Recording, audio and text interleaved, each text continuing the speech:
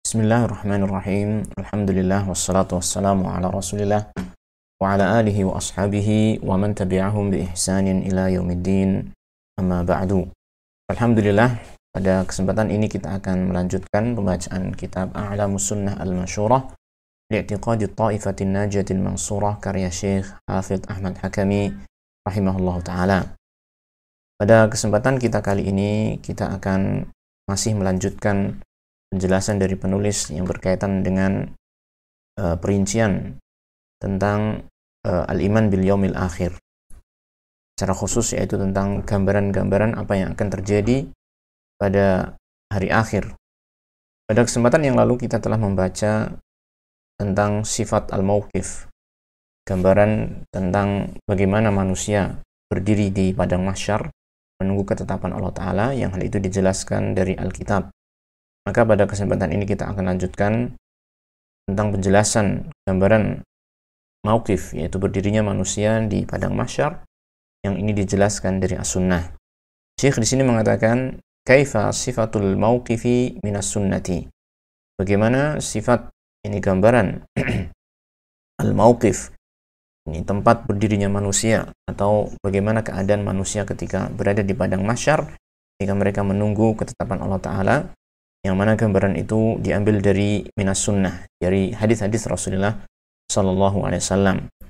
Maka penulis di sini menyampaikan fiha ahaditsu katsiratun, tentang gambaran mauqif, yaitu berdirinya manusia di padang mahsyar menunggu ketetapan Allah Ta'ala, itu terdapat hadis-hadis yang cukup banyak.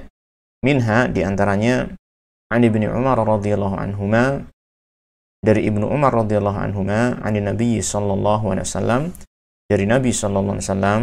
Ini berkaitan dengan firman Allah Ta'ala yang ada dalam surat Al-Mutaffifin, yauma yaqumun nasu li rabbil alamin.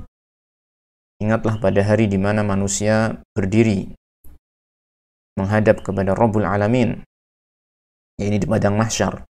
Maka berkaitan dengan ayat ini, Rasulullah sallallahu alaihi wasallam menjelaskan, qal, beliau bersabda, yaqumu ahadukum fi rashhihi ila ansafi udhunaihi. Salah seorang di antara mereka, di antara manusia itu berdiri fi rashhihi, di dalam keringat mereka. Ini ketika mereka berdiri di padang mahsyar, maka mereka mengucurkan keringat yang begitu banyak. Bahkan di sini disebutkan ila ansafi udhunaihi, sampai pada pertengahan kedua telinganya. Ini saking banyaknya keringat yang dia keluarkan, maka orang tersebut tenggelam sampai pada tenggelam di dalam keringatnya sampai pada kedua atau pertengahan dari kedua telinganya.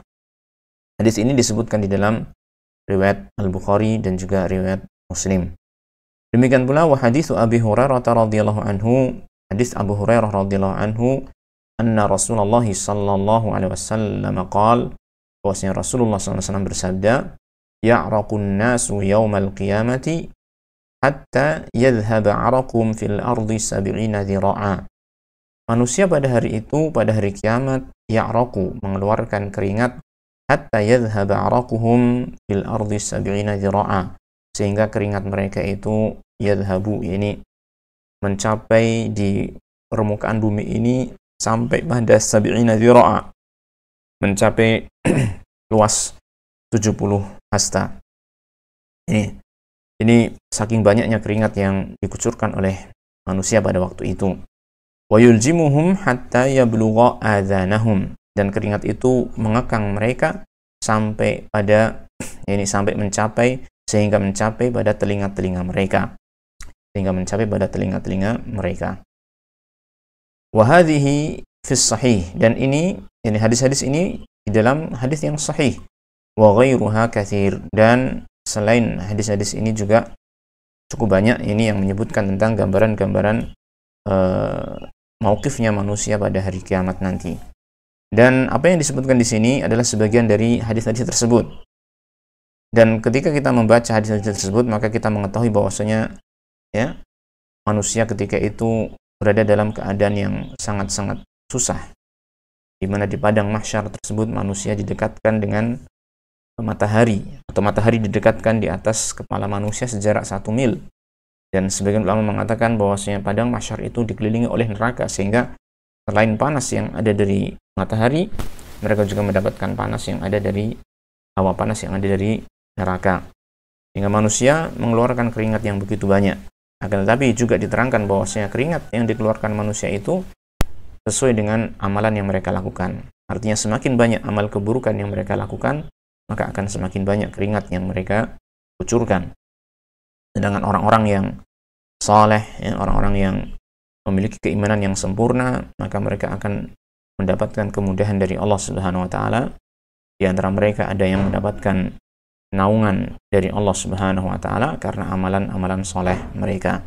Maka keadaan seperti ini yang kita ketahui dari hadis-hadis ataupun dari Al-Qur'an mengharuskan kita untuk memperbaiki amalan-amalan kita ketika di dunia, agar nanti ketika kita di akhirat mendapatkan kemudahan dari Allah Subhanahu wa taala.